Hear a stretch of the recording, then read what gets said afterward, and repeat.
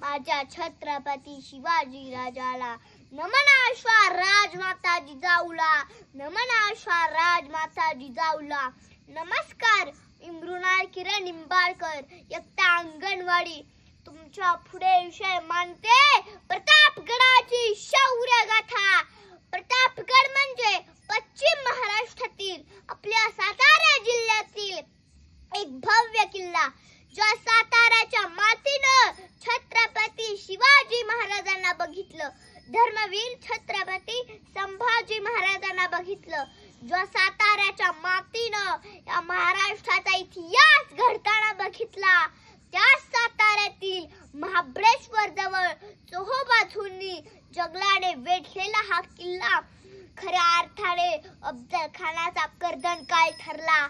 10 November 1659 या दिवशी स्वराज्यावर वाकडी नजर ठेवून चाल करून आलेला आदिलशाहीचा बलाढ्य सरदार अफजल खान याचा छत्रपती शिवाजी महाराजांनी वध केला. म्हणून या दिवसाची आठवण म्हणून हा दिवस शिवप्रताप दिन म्हणून साजरा केला जातो. तर मग चला ऐकूया प्रतापगडाची शौर्य गाथा. आदिलशाहीच्या दरबारात शिवाजीला जिंदा मुर्दा पेश करतो अशी कसम खाऊन 40,000 सैन्य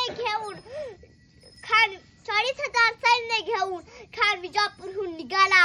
खान वाईला आला, पण विजापूरहून निघताना खानानं वाटेतल्या गावात लुटालूट केली. कित्येक निरपराध लोकांना त्याने ठार मारलं, मंदिरं उद्ध्वस्त केली आणि मगच तो वाईला आला. खानानं केलेल्या अत्याचाराच्या गोष्टी महाराजांना समजत होत्या. त्यावेळी ते प्रतापगडावर होते. महाराजांच्या पत्नी सईबाई साहेब भयंकर आजारी पडल्या. संकटाचे काळे भिन्न ढग गडगडाट करत येत होते. बातम्या भयंकर होत्या. खानाने तुळजापुराच्या भवानीची मूर्ती तोडली, माणकेश्वराचं शिवालय फोडलं. नुसतं ते माळ मानला होता खानानं केलेल्या अत्याचाराच्या गोष्टी महाराजांना सहन होईना. त्यांनी ठरवलं आता खानाशी झुंजायचंच.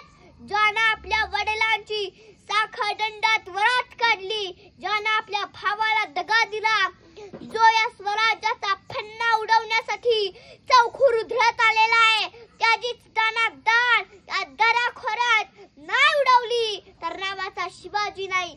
यावेळी सईबाई साहेब मृत्यूच्या शेवट होत्या. त्यांचा तो अखेरचा प्रवास राजांना दिसत होता. तरीही मन कठोर करून स्वराज्याच्या रक्षणासाठी त्यांनी जो पण दिला होता तो त्यांना पूर्ण करायचाच होता. कठोर नाही तो पण कसला. खानाला भेटण्यापूर्वी छत्रपती शिवाजी महाराजांनी जिजाऊ उमासाहेबांना वंदन केलं. जिजाऊ उमासाहेबांनी त्यांना आशीर्वाद दिला, निरोप दिला. त्या म्हणाल्या, शिवभा विजय होशील रे, तर ती दौलत तुला लाभेल. शिवभा काम बुद्धीनं करावं. संभाजीचं उसनं फेडून घे शिवभा, संभाजीचं उसनं फेडून घे. अफजल खानाचा सूड घे. छत्रपती शिवाजी महाराज आऊसाहेबांना म्हणाले, आऊसाहेब आम्ही खानाच्या भेटीतून परतच नाही आलो तर तशी कडाडली सौदामिनी. राजे नाहीच परत आलात तर आम्ही समजून जाऊ, आम्ही पहिल्यापासूनच निपुत्रिक होतो म्हणून.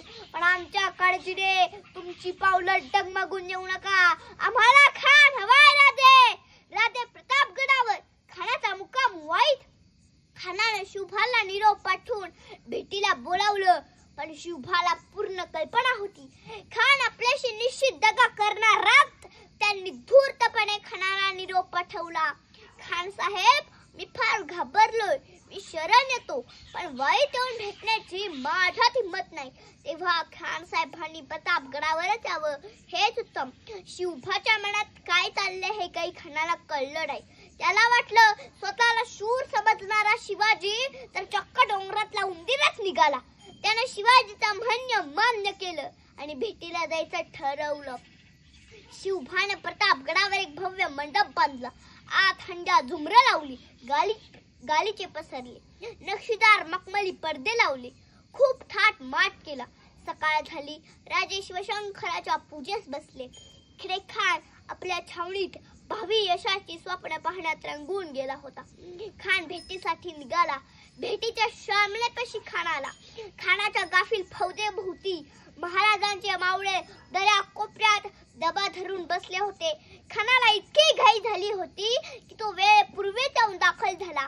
आपल्या यशाविषयी तो निश्चिंत होता. म्हणूनच गाफील होता. शिवाजी महाराजांनी अंगात चिलखत चढवलं, त्यावर अंगठा घातला, डोक्यावर पोलादी जिरटोप चढवला आणि त्यावर नेहमीप्रमाणे फेटाही बांधला. वाघनख, बिचवा आणि तलवार बरोबर घेतली. श्रींचं दर्शन घेऊन राजे निघाले. गडावरचं वातावरण क्षणात बदललं. सर्वजण गंभीर झाले. गडावर बंदोबस्त उत्तम होता. खान येतात तोफा उडवण्याची व्यवस्था राजांनी करून ठेवली होती. राजे निघाले. त्यांच्या बरोबर त्यांचे 10 विश्वासू लोक पण होते. राजे निघाले. त्यांची नेहमीप्रमाणे पावलं पडू लागली होती. राजे निघाले. अख्खा प्रतापगड घैवरला. अनेक सैनिक राजाभोवती जमा झाले. ते राजाला सांगू लागले, राजा, आम्हाला पण ने रे तुझ्या बरोबर, आम्हाला सुद्धा ने. त्या सर्वांची माया राजे ओळखत होते. तेवढ्याच मायानं राजे म्हणाले, तुम्ही आमच्या बरोबर येऊ नका. तुम्ही गडाचं रक्षण करा. माझ्या भावांनो, संभाजी राजांना सांभाळा, स्वराज्य सांभाळा. शहाजी राजांना माझा मुजरा सांगा. राजे निघाले. भेटीच्या शामेत राजे आले. अफजल खानानं त्यांना पाहिलं. खान आपल्या वकिलाला म्हणाला, क्यों रे शिवाजी सुना था, यही है क्या वो शिवाजी? वकील म्हणाला, हाँ हुजूर, यही है वो शिवाजी, दख्खन का चुवा. राजे एकटक खानाकडे बघत होते. खानाला ते सहन झालं नाही. खान एकेरी भाषेत आणि माजलेल्या सुलताने मिजाशीद शिवाजी राजांना म्हणाला, तू आपल्याला हिम्मत बहादुरीची घमेंड मिरवतोस काय? बेलगा विरोध चुकीच्या रस्त्यावरून का चालतोस? बादशाह आणि आदिलशाह आणि बादशाह कुतुबशाह आणि बादशाह मुघलशाह यांची हुकूमत ठोकारून तू बेलगाम वर्तन का करतोस? तुझी घमेंड जिरवून तुला धडा शिकवण्यासाठीच मी आलोय. तुझे सगळे किल्ले माझ्या ताब्यात देऊन तू माझा आश्रित हो. सारी घमेंड सोडून येऊन अफजल खानाला भेट. ये रे शिवा ये, असं घाबरू नकोस, ये माझ्या मिठीत ये. असं म्हणत लिंगणासाठी खानानं दोन्ही हात पसरले. त्या हाताच्या जबड्यात खान छत्रपती शिवाजी महाराजांचा, स्वराज्याचा, आऊसाहेबांच्या पुत्र सुखाचा आणि सह्याद्रीच्या हृदयाचा खास घेऊन पाहत होता. खानानं राजाने एकदम मिठी मारली. राजाचं मस्तक खानाच्या बगलेत लागलं. खानानं राजाचं मस्तक आपल्या काखेत पकडलं आणि काही विचार न करता त्यानं आपली कटार काढली आणि दात ओठ खात त्यानं राजाच्या डाव्या कुशीत ती कटार मारली. राजांचा फक्त घरकाच फाटला. कारण आज चिलखत होतं. खानाला राजांची चाल समजली. त्यानं राजाची मान आपल्या काखेत दाबायला सुरुवात केली. पण खानाला जास्त वेळ न देता महाराजांनी वाघनखाचे तीक्ष्ण पातळ एकदम खानाच्या पोटात खुपसले आणि खानाचा कोठा सटकन बाहेर आला. त्यानं प्राणांतिक वेदनेने किंकाळी मारली, याला दगा हुआ रे दगा, लहू लहू, दुश्मन ने मुझे कत्ल किया, दुश्मन ने मुझे कत्ल किया. इसे विजापूर सल्तनतीचे धाबे दणाणले. दिल्लीच्या तख्तालाही हादरा बसला. माय भूचा वैरी संपला आणि प्रताप घडला. अरे हिंदुस्तान को मिटाने वाले लाख थे, पर हिंदुस्तान को बचाने वाले उनके भी बाप थे. अरे सुवर्णसिंह असं नसत बळत नसतं. त्यासाठी मरण पाठीला बांधून रक्ताने माखलेल्या समशिरीने काळालाही भयभीत करावं लागतं. तेव्हा थाटात उभं राहतं हे स्वराज्य. माझ्या राजानं प्रतापगडाच्या पायथ्याशी अफजल खानाची कबर बांधली.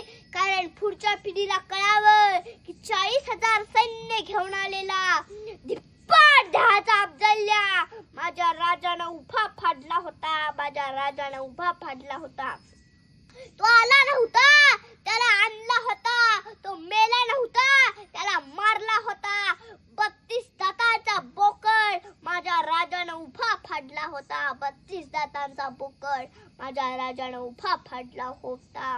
अरे मित्रांनो, जर मागे वळून बघितलं तर या मातीत मिसळलेलं असंख्य मावळ्यांचं रक्त दिसेल.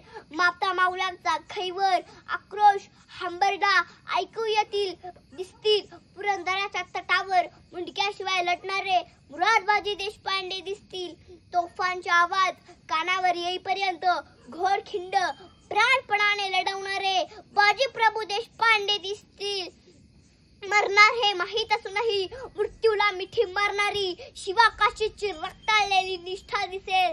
केवळ महाराजांचा शब्द पाळण्यासाठी जीवाची कुरवांडी करणारे प्रतापराव गुजर दिसतील. आधी लगीन कोंडाण्याचा म्हणणारे तानाजी मालुसरे दिसतील. स्वराज्य उभं राहावं म्हणून आपल्या पतीपासून 18 वर्ष दूर राहून विधाच्या आगीत जळणारी एक माऊली दिसेल. आणि आई बापांचं स्वप्न पूर्ण करण्यासाठी, रयतेच्या सुखासाठी, रयतेच्या समाधानासाठी उभ्या आयुष्याचं अग्निकुंड पेटवणारे आजचे छत्रपती शिवाजी महाराज सुद्धा दिसतील. छत्रपती शिवाजी महाराज आणि त्यांच्या प्रत्येक मावळ्याने जगायचं कसं ही शिकवण दिली. किल्ल्यावर सांडलेल्या प्रत्येक रक्ताच्या थेंबाने इतिहासाची साक्ष दिली. आज आमच्या बहिणी गर्वाने सांगू शकतात, होय आम्ही हिंदू आहोत. त्याग दिला, प्रेरणा दिली, मान दिला, धर्म दिला, स्वराज्य दिलं. म्हणून या महापुरुषांचा पराक्रम किल्ल्याच्या माध्यमातून नवी पिढीपर्यंत पोहोचला पाहिजे. महाराज गणपती